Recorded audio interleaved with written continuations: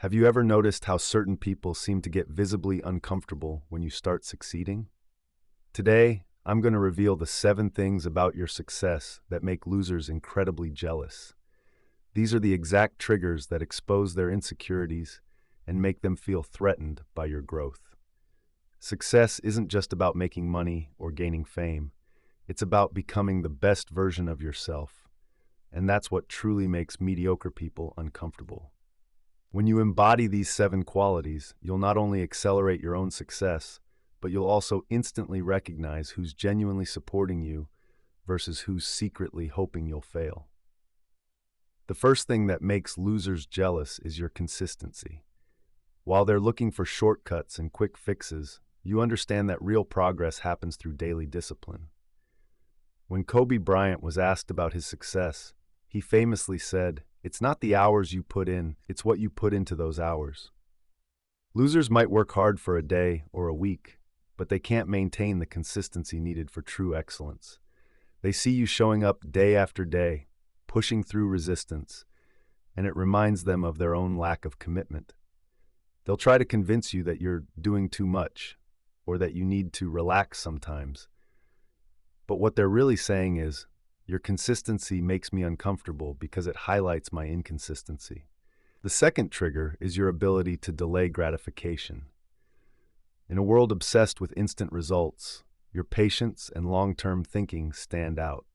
While others are maxing out credit cards for luxury items they can't afford, you're investing in yourself and your future. Studies from Stanford University have shown that the ability to delay gratification is one of the most powerful predictors of future success. When losers see you passing up immediate pleasures for greater future rewards, it confronts them with their own impulsivity.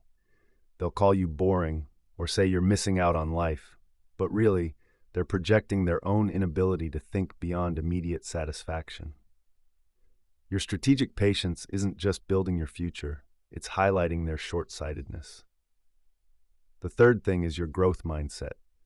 When you face challenges or failures, you see them as opportunities to learn and improve. Meanwhile, losers have a fixed mindset. They believe abilities are static and avoid challenges that might expose their weaknesses. According to psychologist Carol Dweck, people with growth mindsets achieve more because they worry less about looking smart and put more energy into learning. When mediocre people see you embracing difficult situations and bouncing back from failures, it reminds them of their own avoidance behaviors. They'll tell you, not everything needs to be a learning experience or that you're overthinking things. But what they're really saying is, your willingness to grow makes me uncomfortable because I've chosen comfort over improvement. The fourth trigger is your expanding network. Success leaves clues, and you understand the importance of surrounding yourself with people who inspire and challenge you. You're constantly upgrading your circle, attending events, joining masterminds, and connecting with mentors. Meanwhile, losers stay in their comfort zones with the same people who validate their limiting beliefs. There's a saying that you're the average of the 5 people you spend the most time with. When others see you forming relationships with successful, growth-oriented individuals, it forces them to question their own social choices. They might accuse you of changing or forgetting where you came from, but what they really mean is, your evolving network makes me feel left behind.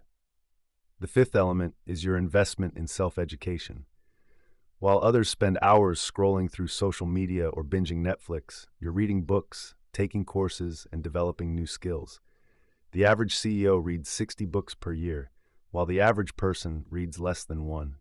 When losers see you constantly learning and applying new knowledge, it highlights their own intellectual stagnation.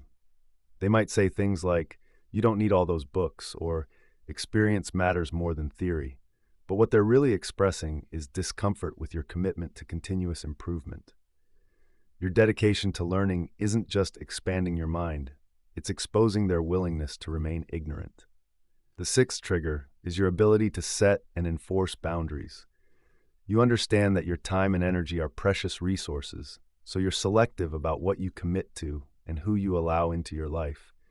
You say no to opportunities that don't align with your goals and distance yourself from toxic relationships. Losers, on the other hand, say yes to everything out of fear or people-pleasing tendencies. When they see you protecting your peace and prioritizing your well-being, it confronts them with their own lack of self-respect. They might call you selfish or say you've changed, but what they're really saying is, your boundaries make me uncomfortable because I don't value myself enough to establish my own. The seventh and most powerful thing that makes losers jealous is your self-accountability. When things go wrong in your life, you look inward and ask, what could I have done differently? You take responsibility for your circumstances and believe in your power to change them. Losers, however, blame external factors, the economy, their boss, their parents, or bad luck. According to a study in the Journal of Personality and Social Psychology, people who believe they control their destiny, internal locus of control, are happier and more successful than those who believe external forces determine their fate.